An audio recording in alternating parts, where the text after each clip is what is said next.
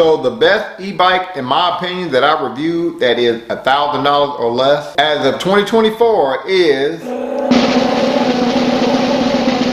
Happy New Year, everybody. So usually around this time of year, I look back at some of the e-bikes that I reviewed and I start doing like top 5 list. This video is going to be top 5 e-bikes that are $1,000 and cheaper that I reviewed as of 2024. Now, if there's another top 5 e-bike list that you want me to do, comment below, let me know, like maybe top 5 fastest e-bikes, top 5 moped style e-bikes. Comment below, let me know. If your comment get the most likes, then that'll be the top 5 list that I do next. Now in this top 5 cheapest e-bikes list, I'm only going to include e-bikes where they are currently selling a version of that e-bike. So you do have sometimes where a company will make an e-bike and then after they sell like a few hundred or maybe a few thousand, they don't make that e-bike or even a version of that e-bike anymore. That's why I always say it's good to get an e-bike that comes with a standard battery. What that means is you look up the battery that goes to that e-bike, try to go to AliExpress, go to Amazon, go to eBay, see if you can find that battery. If you can, to me that's a good purchase, because that means even if they stop making that bike, you can at least go get another battery. And in this video, I'm not going to focus on like all of the little details of the bike. If you want to get the details, I'll leave my reviews in the description below of this video. In those reviews, I go through all of the details of each bike. In this video, I'm mainly going to talk about what I like about the bike. I'm really going to kind of focus on that for the most part. So coming in at number 5 is the only full-size all-terrain e-bike on this list, which is a Fovoto Flurry. It's currently priced at $829 with a look like a New Year's discount where you get like $100 off. It has a 750 watt motor, which is very silent, like it's kind of stealthy, like you don't really hear the e-bike when you're using it. It goes a max speed of 25 miles per hour. This bike weighs 73 pounds. The maximum weight of the rider is 300 pounds. And it has an adjustable handlebar stem. And you usually don't get that feature on full-size all-terrain e-bike. I don't know why. I think it's a great feature because that means this bike can not only accommodate different heights of riders, but it can also accommodate like different riding postures. Like let's say you want to be in a more commuter style posture, you can do that. If you want to be in a more aggressive style posture, you can do that. So it has an adjustable stem, which is probably my favorite feature of this bike. Also, what I love about this bike is how smooth it is. This bike is just as smooth as full-size e-bikes that are like $600 more expensive. Like I felt comfortable enough to use this bike without my hands on the handlebar. And I didn't even have to balance it a whole lot when I used the bike that way. This bike does have mechanical brakes, which I don't like mechanical brakes. They are easier to manage, but I feel like hydraulic brakes are way better. This bike has a twist throttle for throttle only. It has a USB charger. It has a headlight, a rear light. You have 7 gears for pedaling. But yeah, I think this is a great cheap alternative for a full-size all-terrain e-bike. And I think this is a great bike for beginners, just because it's so smooth, it's so easy to use. Now the one thing I did not like about this bike is the battery life. It has a 48 volt 14 amp hour battery. It's advertised to go like around 50 miles 55 miles of charge, but based on my bike ride, like I went on a 10-mile bike ride in mode 3, and that 10 miles I lost like 2 out of 5 battery bars. So for me that's more like 35 miles of charge. But you know, outside of the battery life, I think this is a really solid bike, but the battery life is why this is number 5 on this list. The Fovoto also has advanced settings where you can change things like your pedal assist sensitivity. The Fovoto Flurry also has suspension in the front fork that's adjustable. So you have some suspensions where all you can do is open it up or lock it out. This suspension you can actually adjust to compression. So that's pretty good for a bike that price. Coming in at number 4, we have an all-terrain fat tire folding bike, which is a High Peak Bana, currently priced at $799 with my discount code, which I'm gonna put in the description below. This bike has a 750 watt motor. I was able to go up to 25 miles per hour on this bike. This bike has great battery life. Like it has a 48 volt 15 amp hour battery. When I went on an 11-mile bike ride in mode 6 and 7, in that 11 miles I still had all of my battery bars. So I think that's more like 60, 65 miles to charge. High Peak also have advanced settings where you can change things like your pedal assist sensitivity. It has a suspension in the front fork, but that suspension you can only like open it up or lock it. You can't like adjust the compression. It has 20 by 4 inch Chow Yang all-terrain tires. Chow Yang are my favorite tires when it comes to e-bike because from my experience, they're very durable and they're very grippy. Like they have some good grip to them. This bike has mechanical brakes. Again, I like hydraulic brakes. This bike has a twist throttle for throttle only, and it has 7 gears for pedaling. So what I like the most about this bike is this is one of the few folding bikes with that vertical stem handlebar that I felt comfortable using without my hands on the handlebar. Usually I don't suggest that people do that with these kinds of folding bikes because that vertical stem handlebar, it can spin out on you. Like you usually have to keep both hands on that handlebar because it's on such a vertical swivel. This bike was so smooth where I felt comfortable using this bike without my hands on the handlebar. It's just a very gradual, comfortable bike. Like it seems like they really focused on safety on this bike. Usually for a bike that feels like this when you're riding, you're usually looking at about $1,200 or more. So for this price and this level of comfort, that's why I really like this bike. And it's not a heavy bike. Like it's only like 62 pounds. Maximum weight of the rider is 350 pounds. So I think that makes this the lightest e-bike on this list. But yeah, I think this bike is great for beginners. Very smooth. I felt very safe. Seems like you have some pretty good quality for a bike so cheap. So High Peak Bana number 4. Coming in at number 3, we have the ENGWER. ENGWER. I remember this one. You remember the ENGWER? Yeah. Coming in at number 3, we have the ENGWER X20, which is a all-terrain folding bike. So for $999, you get an e-bike with triple suspension.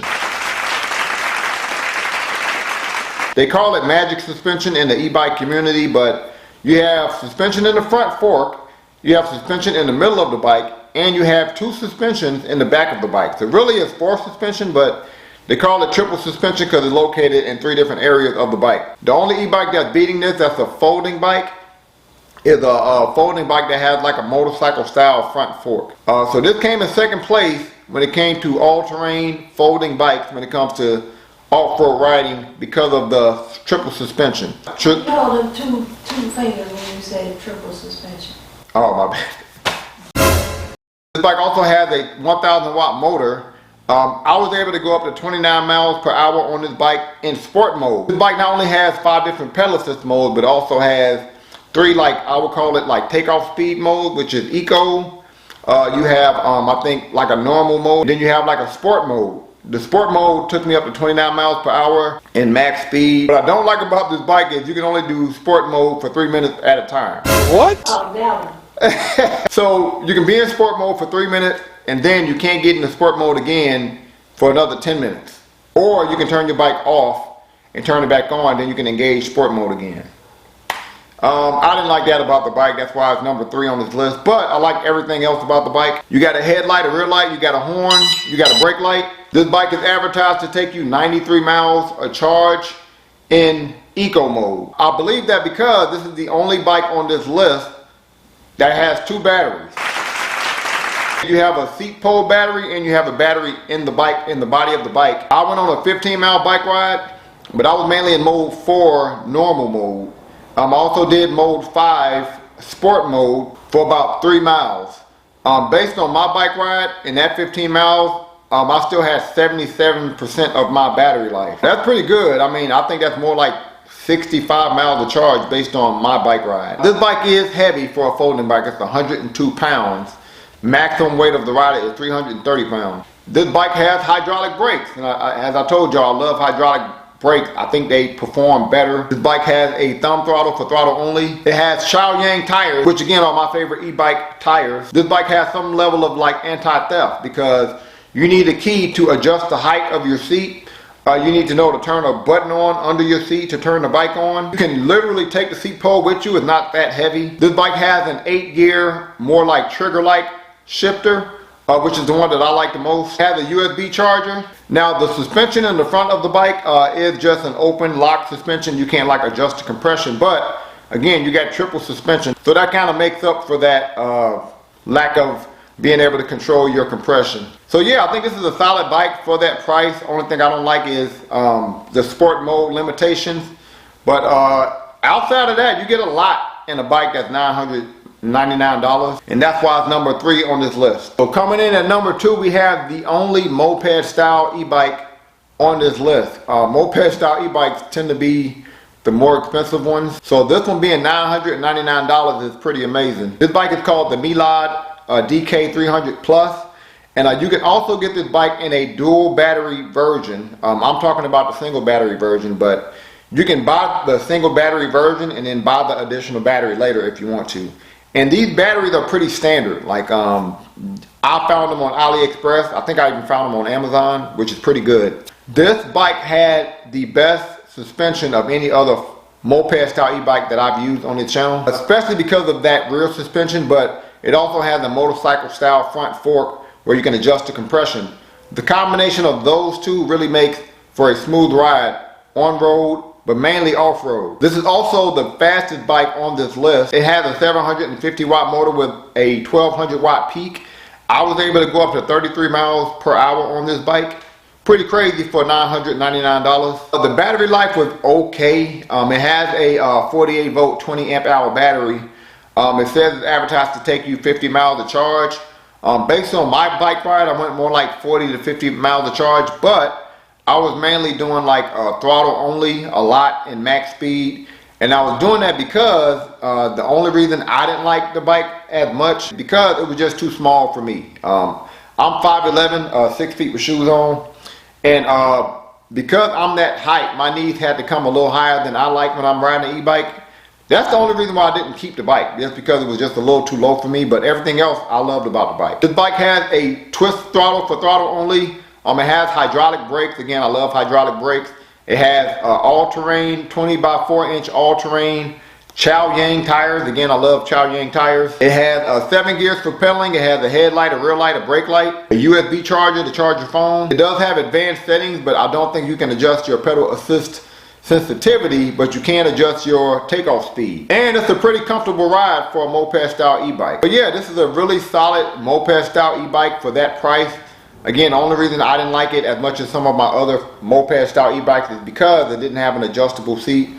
But I am seeing now where some companies are giving you like booster seats that you can use for some of these bikes. That'll help you sit a little bit higher on this bike, and then your knees won't be coming past your hip too much. But for this price, I mean, I would compare this to some e-bikes that I've used that are like $1,500, to be honest. But all of that is why this bike is number 2 on my list. So the best e-bike, in my opinion, that I reviewed that is $1,000 or less as of 2024 is the Jason EB7 2.0.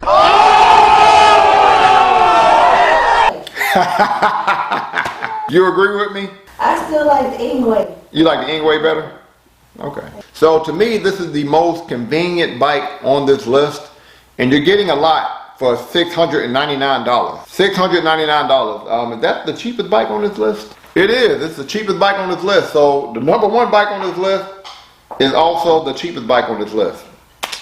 But yeah, this bike has a 850 watt motor. I can go up to 28 miles per hour on this bike, which is crazy because this is also one of the lightest bikes on this list at 63 pounds. This bike is real convenient because it's so easy to transport. Because not only is it 63 pounds, most bikes on this list have like a 4-inch wide tire. This one has a 3-inch wide tire. That makes the bike more portable, believe it or not, because you have less tire that you have to deal with. So it's real easy to fold up, put in the back seat of my car, take somewhere. And although tires are narrow, they are still all-terrain tires, which means it still performs pretty decent off-road. And also you have full suspension still. You have suspension in the back of the bike, and you have suspension in the front of the bike, and you can actually adjust the compression of the suspension in the front of your bike. So off-road, this bike was pretty decent too, even though the tires are a little bit more narrow than your standard all-terrain fat tire. This bike also had a decent battery life for a bike this small. It's advertised to go 55 miles to charge, and that's pretty accurate. I went on a 13-mile bike ride, mainly in mode 4. In that 13 miles, I only lost 1 out of 5 battery bars. The maximum weight of the rider on this bike is 350 pounds. This bike has a twist throttle for throttle only. You have a USB charger that you can use to charge your cell phone. You have a headlight, a rear light, a brake light. You have a horn, 7 gears for pedaling. You have over 8 advanced settings where you can change things like your pedal assist sensitivity. Now this bike does have mechanical brakes. Again, I'm not a huge fan of mechanical brakes. I like hydraulic brakes better, but the brakes are pretty decent. And for a bike this small, it's a smooth ride. This is not one of those bikes where I feel like I can take my hands off the handlebar and not have to worry about it. It's not that. But it is pretty comfortable for a bike this size. So yeah, because all of the bells and whistles you get on this bike, because it's light, because it's easy to transport, because it goes fast. Like it's one of the fastest bikes on this list. For $699, which is the price currently. I don't know if that's a deal or special or what, but I think the most I've seen this bike is $799. So you're getting a lot for a bike that's so cheap. And this is the bike that's usually hard to keep in the house. Like I've had 2 Jayceon EB7s. Most people see the bike and they're asking to purchase it from me because I think when most people see the bike and they see the size, they immediately think they can use it for a lot of different things. All of that is why the Jayceon EB7 2.0 is the #1 bike on this list for e-bikes that are $1,000 or under. If I got it wrong, comment below, let me know if there's a bike that you know that's $1,000 or cheaper that you think should have been on this list. Also comment below. Let me know what my next top 5 should be. It's that time of the year where I do top 5, so comment below, let me know. Now one e-bike that should have been on this list, but because they don't make the e-bike anymore, was something called the Star Run from a company called Walk E. So maybe y'all can hit that company up to create the Star Run again. But that was like the only bike that was cheap but still had like a 52 volt battery, which is crazy. So I don't know why they stopped making that bike, but because they stopped making it, it couldn't be on this list. But thank y'all for watching. Let me know what y'all thought. Peace.